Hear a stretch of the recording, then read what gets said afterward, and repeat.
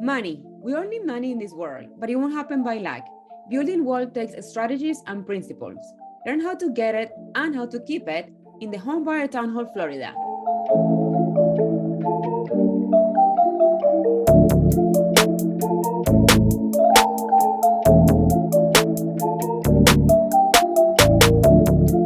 Welcome to the Home Buyer Town Hall. My name is Adriana Montes, CEO of Florida Dreams Capital Group. I'm very happy here today talking about money. We all need money, and it's so important that we make some time to talk about money and what it means and how to keep it. So with me today is an esteemed guest, Bryan Rappel with GA Rappel. They're a broker-dealer, registered investment financial firm, and they will be here to be talking about money, all of the principles and strategies around money. Welcome, Bryan. Thank you, Adriana. It's great to be here. Thank you, Bryan. Thank you for taking this time to come into our show. So first of all, I would like all of our audience to learn a little bit more about you, yourself, your company, your background. If you can tell us a little bit more about you. Yeah, absolutely. So I came into the financial industry in 1998, and it was the question my father asked me. It says, son, what do you plan on doing with your life? And at that point, I was graduating school in North Carolina to make with a major in trust management, where I was going to work for the banking institution and their high net worth departments. And when I told him I was going to be a bartender in Raleigh, he said, there will be a U-Haul van at your door this Saturday. You're coming home to work in the family business. So I came home in 1998, got licensed in the financial industry, the different series licenses to allow you to offer securities programs, insurance licenses, and began my career back in 1998, working with clients, teaching and training financial advisors around the country on financial principles, tax strategies, real estate strategies. Yeah, so that's just kind of a little bit of a background on myself. So Bryan, 25 years since 1998. What an amazing legacy that you're also creating for yourself. So tell us what you have learned in those 25 years in finances and in money. Wow, great question. You know, one of the things I'm really passionate about and what I've seen is I believe the financial system in our country is really broken. And one of the things that I've learned over the last 25 years of being in business and around my family, that around just the concept and principles of money, is the concept that we have our current lifestyle needs and the drain and the demand of people's current lifestyle needs. What are current lifestyle needs?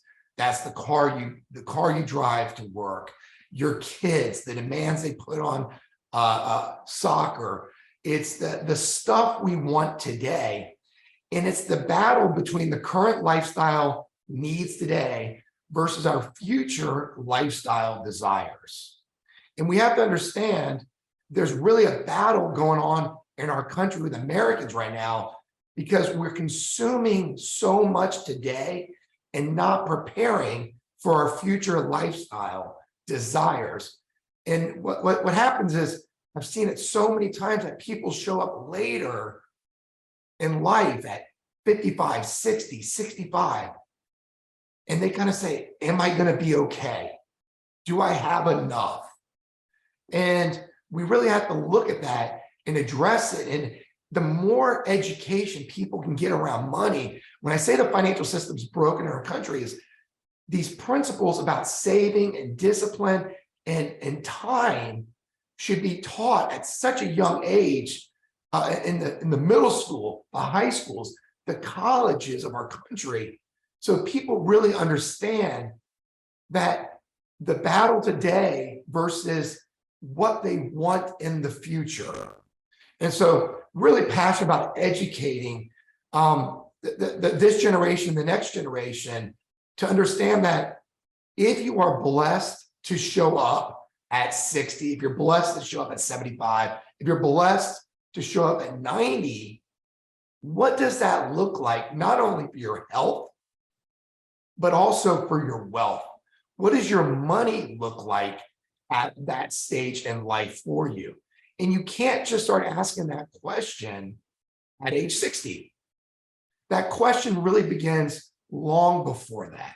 So I'm really passionate about getting that message out so people can look at that battle that is, and that it's a tough battle about your current lifestyle needs and really putting emphasis on your future lifestyle desires. So that's one of the things that I've really seen in the last 25 years is the impact when you're on your phone and you go down load that little app, it might be only $2.99. But when you go to Starbucks and you only spend $5.99 for that latte, but you do that every day after day, those are little leaks in your financial bucket that can have an impact on your future. Wow, Bryan, that resonates so much with our daily life, So basically what I'm understanding is that you are focusing on planning. There's a difference between where we are today and where we're going to be tomorrow. What happens in between that? How do you plan? How do you show up in the future? But you make sure that you did enough decisions and actions today to be in the future where you want to be. So it sounds like budgeting is so important. Planning, having the right tools, the right strategies. So, and I'm so happy that your passion is to educate, consumers, educate kids, everybody about that. So let's take this time in this show to educate and for you to teach us about some of these financial principles that you believe in that will be so important for all of us to apply to our finances and money. So Bryan, take us into these 3 principles that you want the audience to know about planning, about financing, about how to manage money. Yeah, great. So I think the very first 2 I'm going to start off with is help the individuals identify areas that they could be losing wealth. And so the first question I like to ask is, who likes to partner their money with the government? If you want to partner your money with the government, you might want to ask yourself, am I doing that? So the second part of that question is for Adriana is, do you believe your taxes will be higher or lower in 15, 20, 30 years from now? If you think they're going to be higher, you may want to look at what financial instruments are you putting your money into? Are you putting your money into a 401k, an IRA, for people that own a business, what's called a self-employed IRA? So that's the first area, is really looking at where are you storing and investing your money for your future. So the second one is how you purchase what I call your major capital purchases. That could be your home, that can be your car, it can be paying for your child's college education. Just looking at these areas and saying, all right, we know you're going to buy these things, but the real question is, how do you go about doing it? Are you putting it on credit card? Are you paying cash? Or are you using your assets for your future and you're liquidating assets from your future lifestyle to pay for those things? So I'm going to talk about, those are 2 kind of areas that are areas to address. And then I'm going to share with you the third in just a minute. Wow, Bryan, this is such valuable information. So as far as the first one, do I like to partner my money with the government? And for me, the answer is no, right? I like to be in control of my money and make my own decisions. And I'm, invested well on what I know how to do, which is real estate. And for everybody, it's something different. And also the other question that you were asking, do I believe taxes are going to be higher? I do believe taxes are going to be higher. So how can we, where should we putting our money instead of the government? And how can we protect our money from paying less taxes? Yeah, great question. So there are a couple strategies, and this is where, let's call it strategy number 3. We want to look at is how do we solve some of these financial challenges for families. And there are tax exempt strategies. And one of the neatest is under the tax code is using life insurance and what's called cash value as a place to store and build your assets. and have the availability to access that capital to make major capital, to buy your car, to save for the future.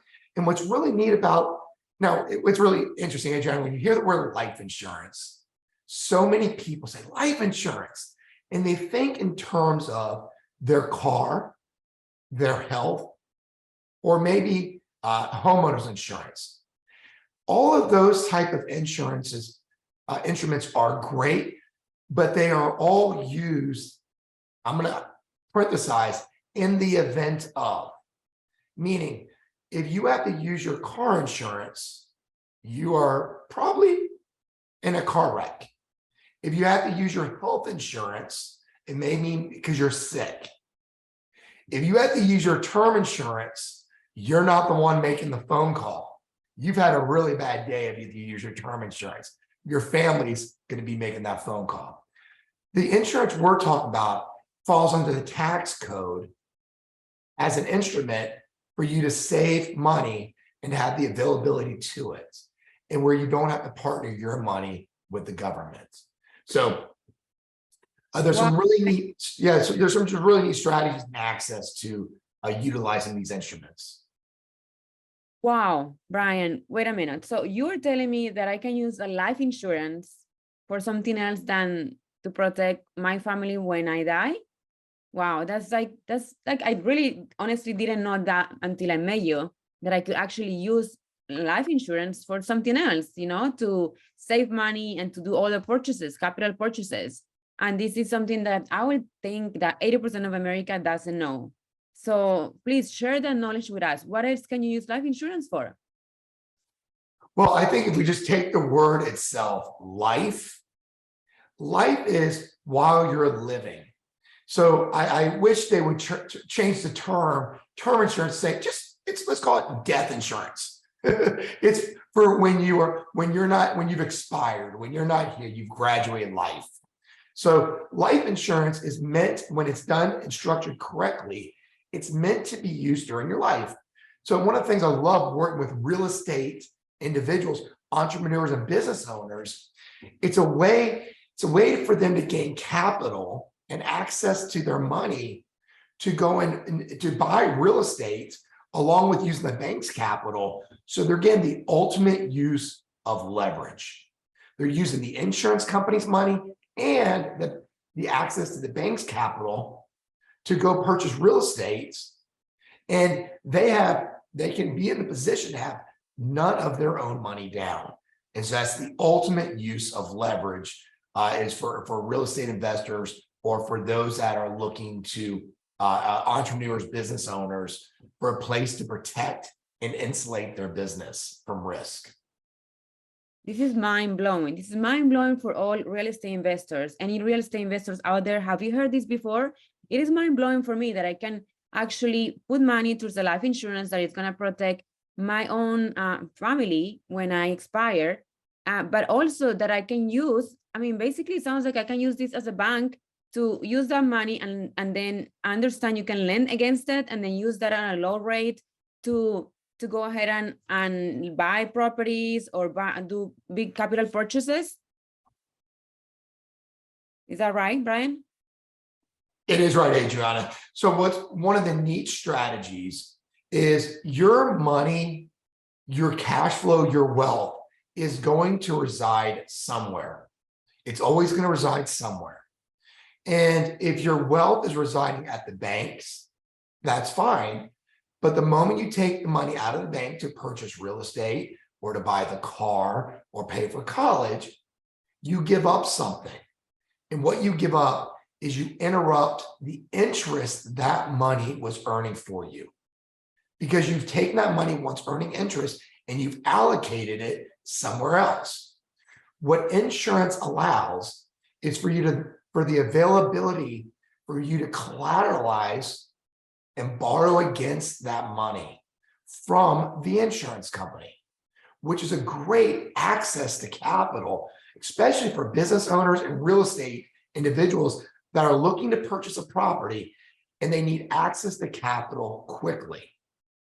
So here you're able to borrow against the money from the life insurance company. And it's really sad. The insurance companies are so misunderstood of how these contracts and instruments are designed. And when they're designed correctly, they're one of the greatest places for business owners and real estate developers or real estate individuals to go and gain access to capital to move their project along.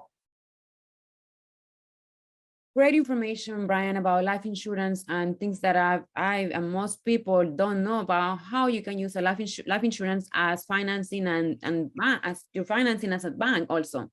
So I gotta take a commercial break. I have to call all of my real estate investor friends to tell them about this great news of life insurance. So let's go into a quick commercial break and we will be right back with more information about finances. The Power Is Now magazines are the leading resource for real estate agents, mortgage bankers, entrepreneurs, and small home ownership businesses, providing leaders with business strategy information, resources and tools through PIN, Real Estate, Programming Guide magazines. Stay up to the minute with real estate news and information from industry experts. Subscription is free. Sign up today. thepowerisnow.com. thepowerisnow.com.